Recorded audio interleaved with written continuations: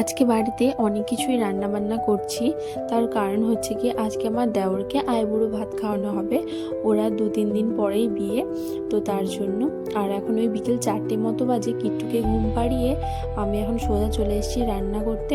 তো আমার অনেকটাই রান্না করা হয়ে গেছে।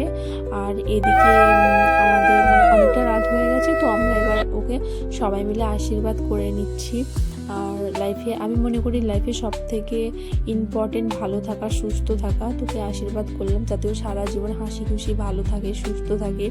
তো এখন আমাদের আশীর্বাদ করা হয়ে গেছে, তারপরে ওকে আমরা সবাই মিলে একটু খাইয়ে দিচ্ছিলাম। আর ও যেহেতু আমাদের থেকে ছোট, তো সবাইকেও প্রণাম করে নিচ্ছিল। তারপরে সবাই মিলে একটু ছবি টবি তুলে নিলাম। তো এখন ওকে খেতে দিয়ে দিয়েছি। আর আজকে রান্না করেছিলাম ভাত, 5 রকমের ভাজা, সর্ষে ইলিশ, কাতলা মাছের কালিয়া, চিকেন, আজকে fried rice, chilli chicken, salad, দই, চাটনি, ফল, মিষ্টি। তো ও এখন খেতে বসে গেছে, আর অনেকটাই রাত্রি হয়ে গেছে, তো আমরাও এখন খেয়ে নেব। তো আজকের দিনটা অনেকটাই মজা করে তো এইভাবেই কাটলো। আর ভিডিওটা এখানেই শেষ করছি। চলো, টাটা।